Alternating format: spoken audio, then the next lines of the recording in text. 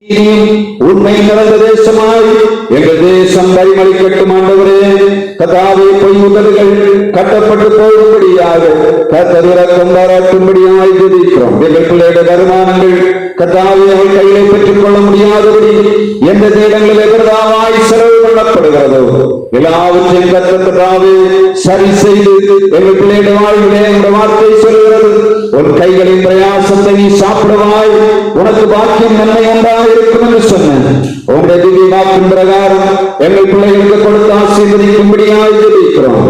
கர்த்தாவின் நாட்களிலே விபத்துக்கள், தற்கொலைகள், கொலைகளை தூண்டுகிற ஆவிகள் எங்கள் தேசத்தில் தகர்ந்து போகும்படியாய் கிருபை தாரும்.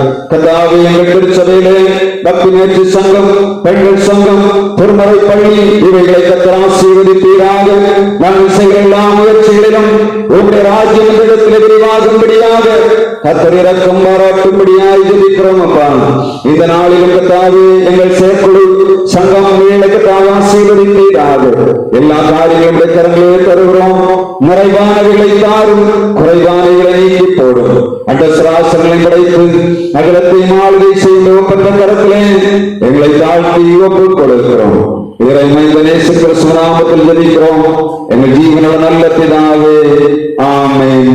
நாம் எழுந்து நின்று நம்முடைய விசுவாச கீதங்களிலே 40வது பாடலை பாடும்போது நம்முடைய வார்த்தைக்கு நேராக கடந்து போகலாம். விசுவாச கீதங்களிலே 40 எப்படி நான் பாடுவேன், என்ன சொல்லி நான் துதிப்பேன்.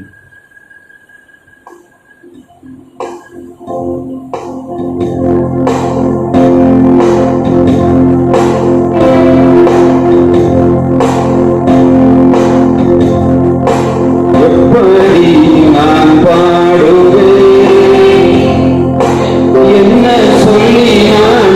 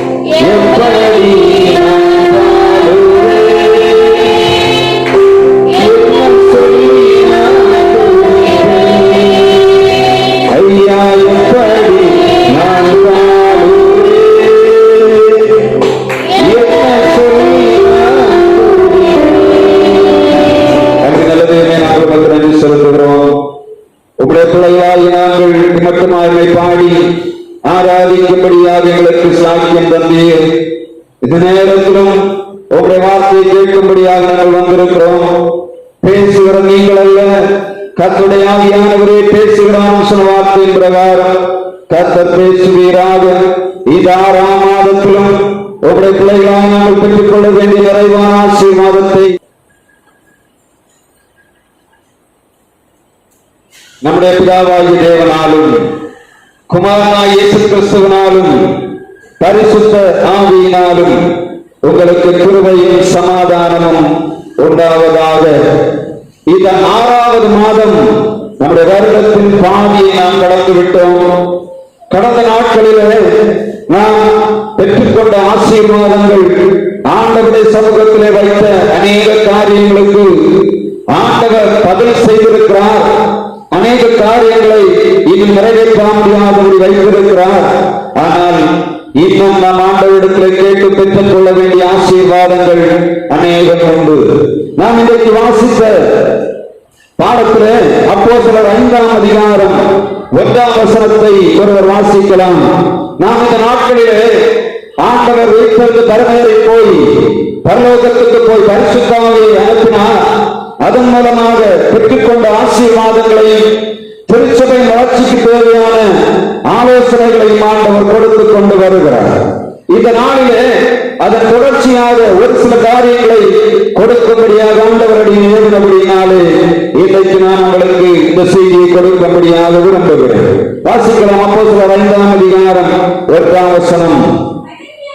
அனனியா என்னும் பெயருள்ள ஒருவனும் அவருடைய மனைவியாகிய சப்பீராலும் தங்கள் காணியாட்சியை விற்றார்கள். வசனம் சொல்லுகிறது, அனனியா என்னும் பெயருள்ள ஒருவனும் அவனுடைய மனைவியாகிய சப்பீராலும் தங்கள் காணியாட்சியை விற்றார்கள்.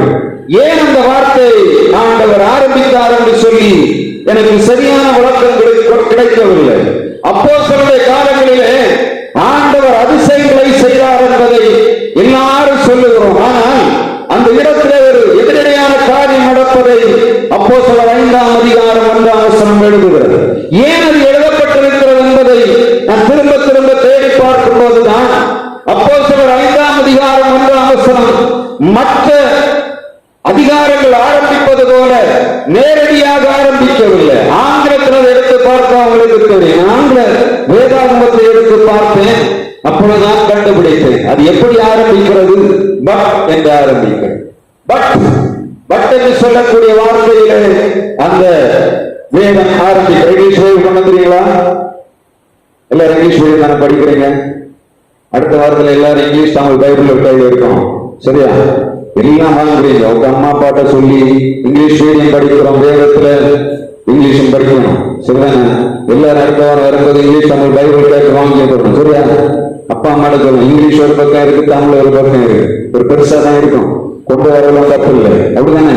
நம்ம படிக்கும் போது அப்போஸ்தலர் 5ஆம் அதிகாரம் 1ஆம் வசனத்துல அனனியா என்னும் பெயருடன் ஆரம்பிக்கிறோம், கதையை போல ஆரம்பிக்கிறது.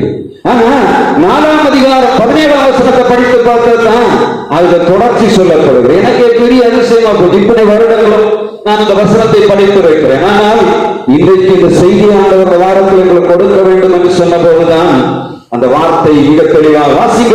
அப்போஸ்தலர் 4ஆம் அதிகாரம் 16, 17. அப்போஸ்தலர் 4ஆம் அதிகாரம் 16, 17. சீப்புரு தீவானும் லேவியனும் அப்போஸ்தலனாலே ஆறுதலின் மகன் என்று அர்த்தம் கொள்ளும் பர்னபா என்னும் ஒரு பெயர் பெற்றவனுமாகிய யோசே என்பவன் தனக்கு உண்டாய நிலத்தை விற்று அது கிரயத்தை கொண்டு வந்து அப்போஸ்தலர் பாதத்திலே வைத்தான். வசனம் சொல்கிறது, அப்போஸ்தலர்கள் பரிசுத்த ஆவியை பெற்ற பின்பாக அதிசயம் நடந்தது. 4ஆம் அதிகாரத்திலே அந்த நாட்களிலே காணப்பட்ட ஜனங்கள் எல்லாம் தங்களுடைய காணியாட்சிகளை விற்றார்கள். இதற்காக எல்லாருக்கும் எல்லாம் கிடைக்க வேண்டும், பொதுவாக வாழ வேண்டும், குறைவில்லாத மனிதர்கள் வாழ வேண்டும், ஏழைகள் இருக்கக்கூடாது, பணக்காரர் இருக்கக்கூடாது, எல்லாரும் சமநிலை பிரமாணம் உள்ளவர்களாக இருக்க வேண்டும் என்று விரும்பினபடியினாலே அதிகமாக இருந்தவர்கள் தங்கள் நிலங்களை விற்றார்கள், பொதுவாக அனுபவிக்கும்படியாக கொண்டு வந்தார்கள். ஆறுதலின் மகன் என்று சொல்லக்கூடிய பர்னபா அவன் தன்னுடைய நிலத்தை விற்று அங்கே காரியங்களை வழங்க பண்ணுகிறான். ஆனால் பட் என்று ஆரம்பிக்கும். புரியுத வித்தியாசம்? இங்கே ஒரு திருச்சபையிலே எல்லாவற்றையும் பொதுவாக அனுபவிக்கிற ஒரு கூட்டம் இருக்கிறது, இன்னொரு கூட்டம் அங்கே இருக்கிறது. ஆண்டவருடைய வார்த்தை பட் என்று சொல்லக்கூடிய வார்த்தை மூலமாக ஆரம்பிக்கிறது.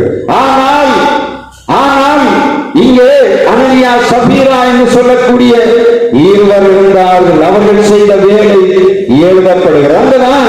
கர்த்தருடைய வார்த்தை சொல்லுகிறது, உங்கள் இருதயத்தை நிரப்பும்படியாக பிசாசானவன் உங்கள் இருதயத்தை அவன் நிறைத்தது என்ன என்பதை 5ஆம் அதிகாரம் 4ஆம் வசனம் சொல்லுகிறது.